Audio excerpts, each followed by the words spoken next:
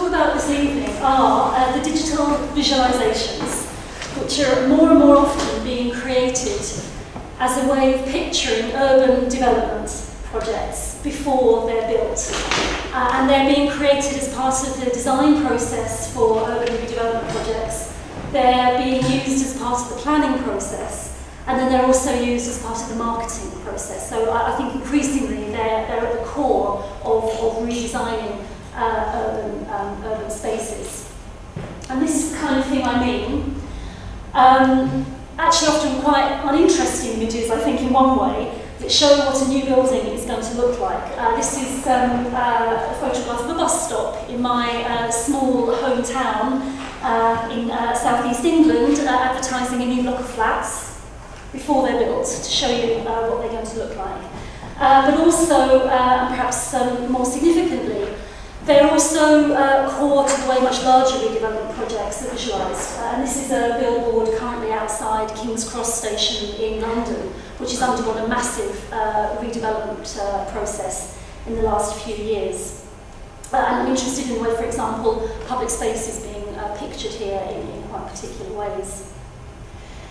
Now, as I say, aesthetically, I don't think these are often very impressive images, although I think sometimes they can be. But they are pervasive, and I think we need to pay them some attention, because it seems to me that they are one of the key ways in which the future cities that we are going to be living in are being presented to us, pictured to us, enabling us to imagine what life in those new urban spaces will be like. So I've been working on a recent project, a research project with a couple of colleagues, Monica Deegan and Claire Now-Hewish, and we've been studying why and how these images are being made, what happens to them once they're made. And one of the most striking things that I learned very early on was just how important that their role is to this whole, as I say, this whole urban development process. So what I would like to do this evening is first of all talk a little bit about just why these visualisations are important. I want to think more about what sort of images they are, which, as far as I know, hasn't really been given very much attention so far in the literatures I'm familiar with. If you all have been working on similar things, that would be fantastic. We have time for questions afterwards, and I'd love to hear more about what you've been exploring. I'm particularly interested in what happens when they circulate through what's actually a very complex network of different actors, organisations and agencies. And finally, I want to think about the implications then for how we, as perhaps critical scholars of the urban or the visual, might want to look, and I mean literally look at these images. I think they're very often being dismissed, and I'd like to propose that instead of doing that and trying to look for alternative images, we try to look at these ones differently. Okay, so before I start that though, I'll just like to introduce you to the case study that I'm going to be talking from. So this is a case study of a very large urban redevelopment project which has taken the production of digital visualisations extremely seriously from the very beginning and has created probably countless numbers of them, huge numbers of these images. So the project is called, now called Downtown Doha, so it's in the city of Doha in Qatar, in the Gulf. It's a 31-hectare site, so it's enormous. The design began in 2008, construction started in 2010, and it's scheduled to finish in 2016. And the development company, which is called Michałowska, is spending something like 4.2 billion euros on this project. So it's kind of unbelievably big. This is a very early visualization of what this project was going to look like from one of the very earliest presentations to the clients from the master planner. The master planner is an architecture company in London called Allies and Morrison, and a couple of big US companies, Ecom and Arab, also were involved in very early design stages. Now, it's a very complex project, as you can imagine, at this scale, with all sorts of different actors involved. So the particular group of actors that we were focusing on were the people involved in making this kind of image. So the colours are not coming up very well on the screen here. I may try and turn my little laptop around in a moment so you can get a better view of the quality of the colours. But this kind of image has been really crucial to the whole development, and particularly to the relationship between the architects and the clients and the visualisers that they've been using to create these images. So our methodology was to go into the offices of architects, visualisers, and the development company when we could find our way in, and look at how they were working with these images, to design about 100 or so buildings on this site. And there are also landscape architects centrally involved in designing the public spaces. Okay, so let me say a bit about them, why they seem to be so important. Now, as I say, in the literatures that I know on urban redevelopment and place marketing and so on, the shift from non-digital to digital images really hasn't been paid a lot of attention. And in the very few case studies that I've found that have looked at this sort of digital visualisation, these computer-generated images, they've simply been seen as the latest version of the same old place marketing images that have always been created to sell these sorts of places to investors. And it's certainly the case that in this example too, a key role of these images, a key purpose, is to attract investment into this development. So the developer wants shops and hotel chains, for example, to come to downtown Doha, and they want people to buy apartments and houses in this development. So various images appear, for example, in, this is a couple of shots from a global real estate fair that's held every year in Nice, in south of France. You can see on the top there that there's a Qatar pavilion, and inside it, a big 3D model of downtown Doha, and around the walls, you can't see it so well in this shot, but around the walls there are lots of visualisations of what this place is going to be like to be in when it's eventually built. And the images are also used to sell the development to Qatari individuals, and this is a shot of the Michałowska Enrichment Centre, which is in Doha itself. And again, you can see the centre is a 3D model, and all around the outside there are images of this place.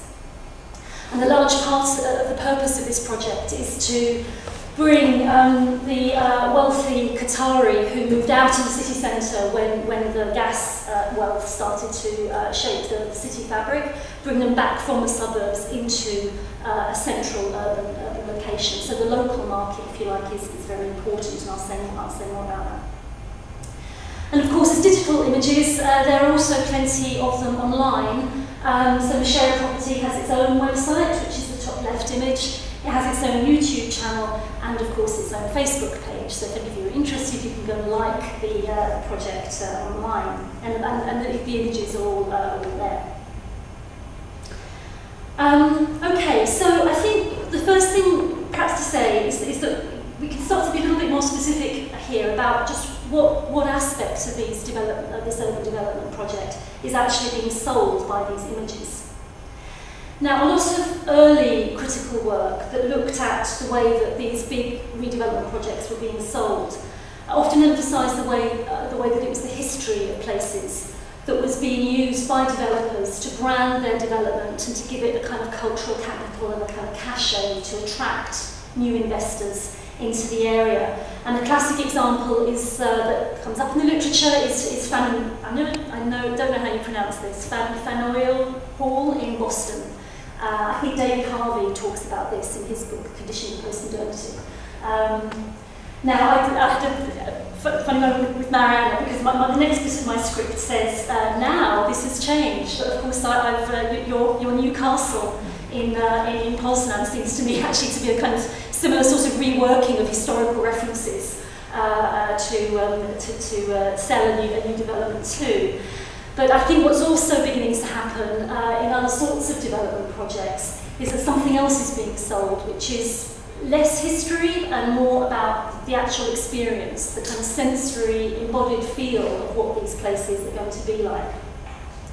And we called our project Architectural Atmospheres to try and focus on that particular aspect. This is another visualisation from downtown Doha. So a concern with atmosphere has entered the commercial mainstream as a practice of architectural design and also urban branding and marketing in the context of what Lonsway has called the experience economy. And there's a lot of work now saying that when commodities are being sold, it's the sort of tactile, the affective experience that you're expected to get more than anything else. And according to Klingman, architecture is increasingly being judged, she says, by its ability to transform the sensation of the subject. And there are architects like Zumthor and Palasma who have written about this shift in architectural design too. It's about creating atmosphere. And our speculation, although I'm not entirely sure about this, is that these digital visual images, are very important to creating this kind of feel and atmosphere of a place, and kind of saying to people, if you buy an apartment here, this is what it will feel like. This is the sensation you'll get when you're there. Now, in downtown Doha, the feel of the place that the images are meant to convey has been the concern of one particular individual. In particular, this guy has the role of the architectural language advisor. That's his technical term. He's a trained architect. He was a partner at Allies and Morrison, the master planners. He now seems to be a kind of independent advisor in some capacity. We're not quite clear how that's shifted. He's an enthusiastic advocate of the project's visualisations as what he calls they're the orchestrator in terms of placemaking. And in particular, he's interested in the way that they can bring together the 9 architects, the 9 architectural studios, who are each designing their own buildings, how their individual buildings can be brought together to create a coherent place, a coherent feel for this new urban space. He says that, and in particular, he's interested in the kind of beautiful effect of this place. He says that he wants the visualisations to help turn the design process into quote, something one wants on the cover of a magazine. And this is what he does with these images as they're being made in order to achieve that end.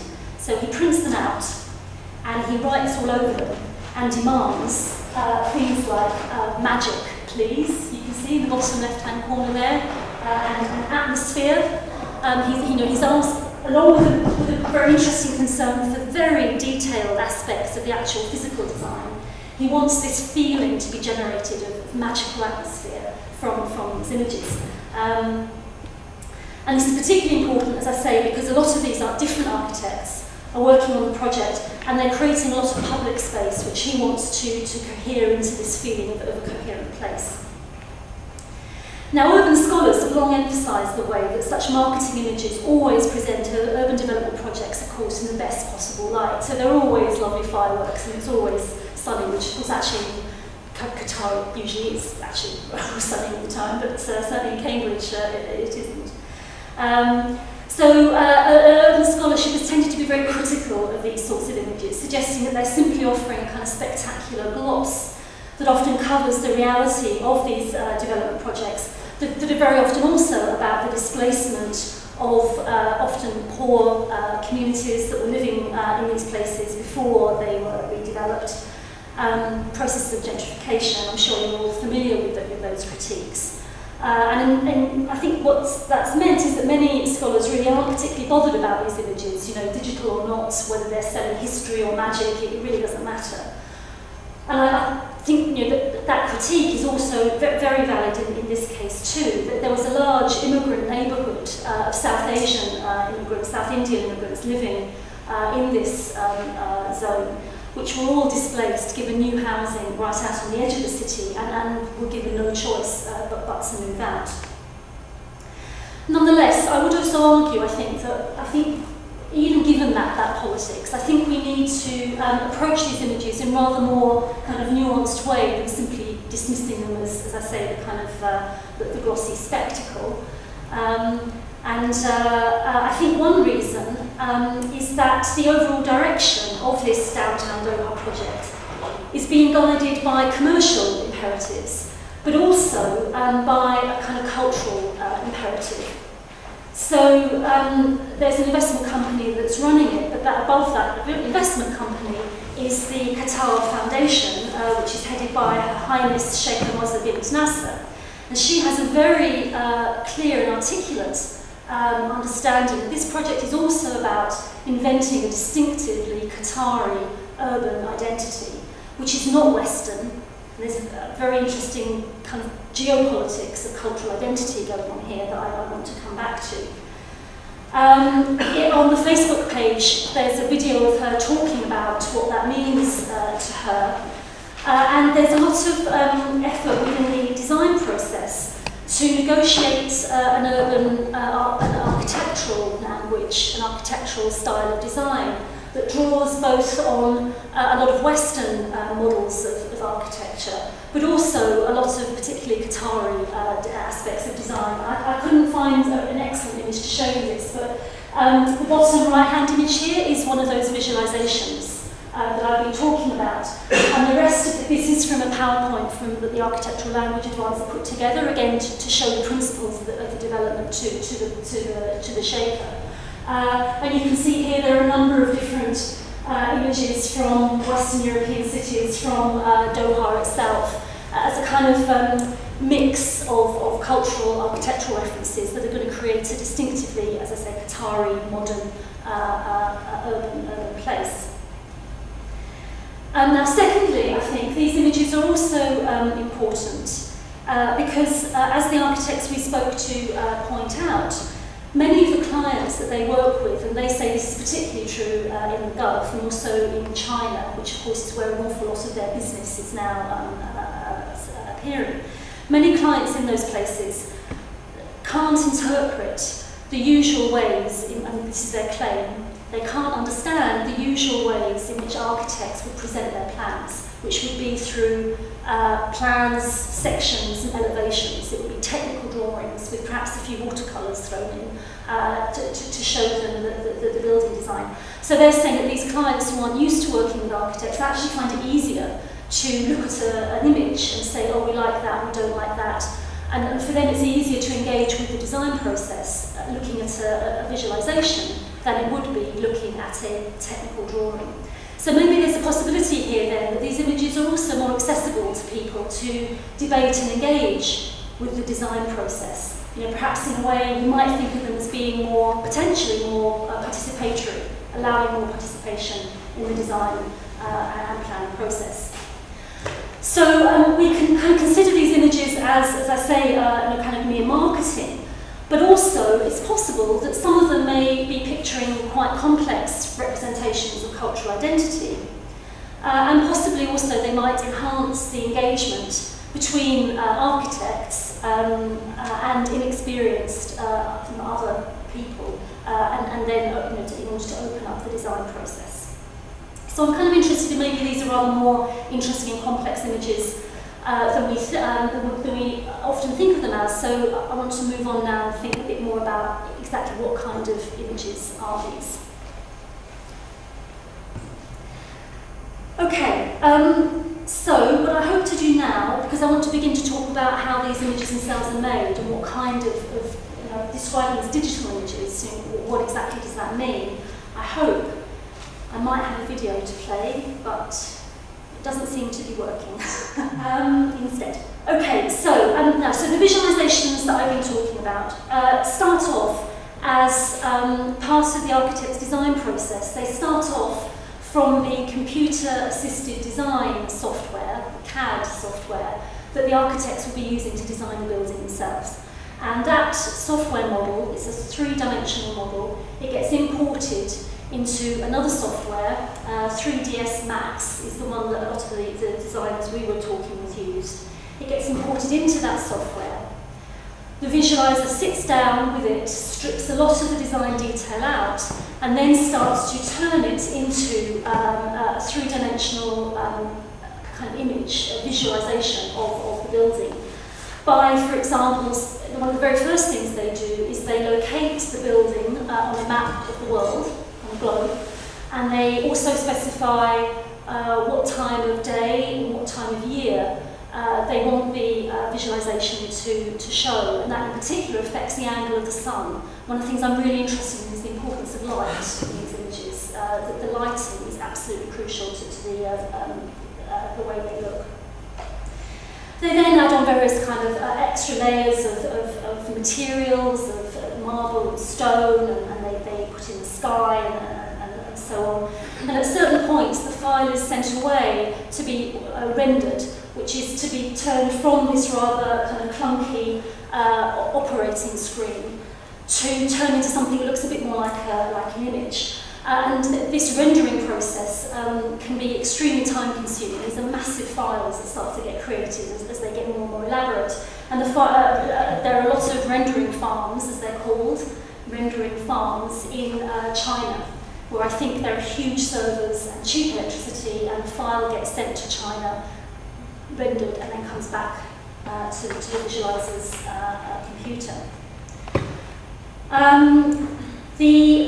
At a certain point, when a lot of work has been done in the visualisation software, it then gets imported into Photoshop, and a lot of detail is then added, and I'll say a little bit more about that later on.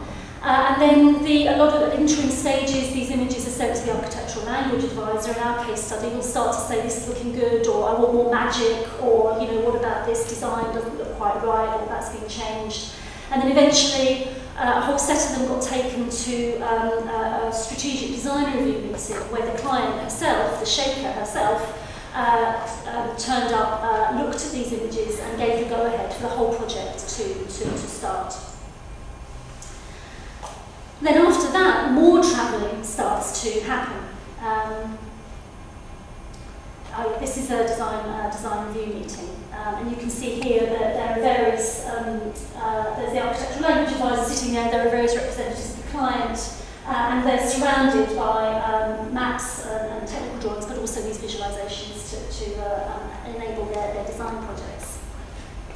Then a whole lot of other more travelling appears, so they go into design review meetings, and they continue to reappear in different stages of design review meetings. They appear on the pages of promotional books, for example, and billboards, books that will appear in those real estate fairs, billboards around the development site itself in Doha, and they also travel to the websites of the architectural studios and to the visualisation companies that have been part of this whole creation process. So what I'm trying to emphasise here is that these images are very mobile. They're made through a whole series of stages, they're changed and shifted, and they then travel extensively through very complex networks. And this was an early effort of mine to try and map the network. Sorry, all the arrows have disappeared. Those boxes are all the different actors and agents that I've been talking about, the visualisers, the architects, the client, and so on. And these images circulate, the render farms, these images circulate through all of these places.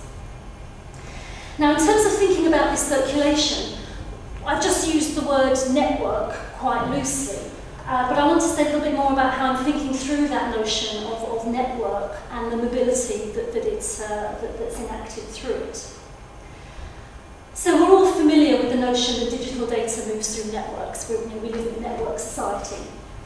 But in our project, the particular understanding of network that we've been developing and working with is from a theorist called John Law, who, how many of you know his work? He works in actor network theory kind of circles. And he argues that there are two spaces through which we have to understand the notion of network. My discipline is geography. I'm very interested in spatial patterns and so on, hence my effort to map. But he says there are actually two spaces going on here through which the geometry of a network can be understood. And one of them is the actual physical locations through which these images move.